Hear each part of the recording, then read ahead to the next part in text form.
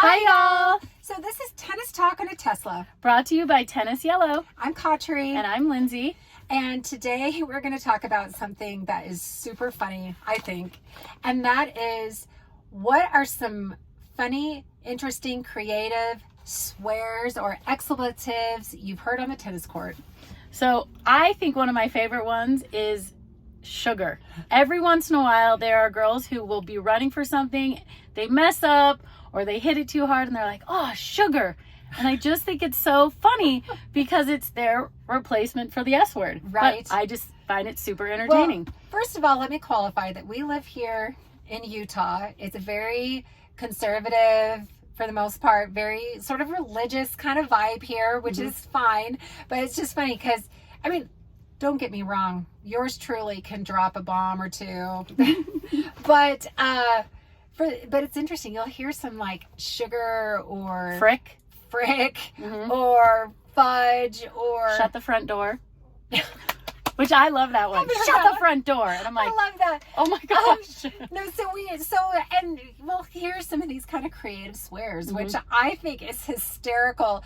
And I mean, I'm not that creative. Usually I'm just like, I'll just blow the SHI or whatever. But what about the time though that you were at that tennis match, the districts for 65 and older? Oh yeah, tell me about that. So this happened, actually I didn't see it with my eyes, but I was working as an official at one of the other sites, and the way that I heard the story was that there was a man there. He had to be over 65 or older to be a competitor, and it's game point, and I'm not the official there, but there is an official there, and he drops a swear. I think he said SHI. Okay.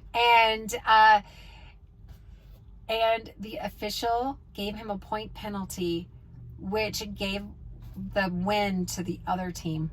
What do you think about that? Would you want to win that way? I wouldn't. I wouldn't either. And I think that the men there on the court were mortified. And I'm not even saying necessarily that the official was wrong. Right. Because that is like, you aren't supposed to swear. But I'm also like, I don't know. I would be interested to see or hear what other people think about that. That was pretty dramatic, though. I actually find it hilarious when people swear on the court, and I would never be one to take a point away from them.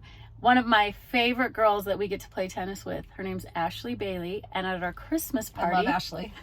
At our Christmas party, she got a swear jar because she often swears. Oh, someone gave her a swear jar? So she often swears on the court, and so she has to put money in it. And so she has gotten really good at coming up with creative expletives, and she is so funny now. Please tell me that was a joke, though.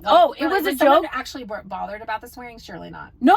It just she wanted to be better about not swearing on the court. So she was like, if you give me this tennis jar, which someone got creative and made it and gave it to her at Christmas, and she was appreciative of it. Oh my gosh, but that is it funny. Really helped her get creative with her swears. So I love it.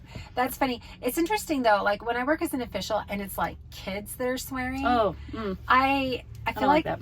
Well, because I think that yes. So I feel, and maybe it's a double standard. I don't know. Tell me what you think, if you think it's a double standard. But like if grandpa's dropping SHIT, then I'm like, I don't know, I feel, I don't know, like weird, like telling this old guy that he can't drop a bomb like that. But if it's a kid swearing, I don't think I'd ever give a point penalty right off the bat. I think I'd always give a warning first.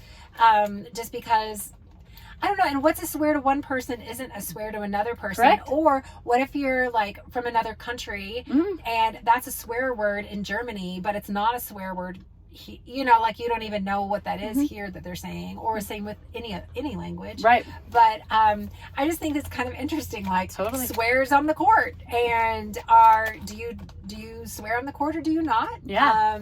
How do you feel about your opponent swearing? I know I've seen Rafael Nadal talk in press conferences after matches about how they'd say like, you didn't even look worried, and he's like, oh, I was totally worried about it. But he does not want he doesn't want to give his opponent that kind of leg up to know that he's frustrated or he's struggling or whatever. And so really when you're swearing on the court, you're really just showing your opponents that you're struggling emotionally. Well, it's such a mental game.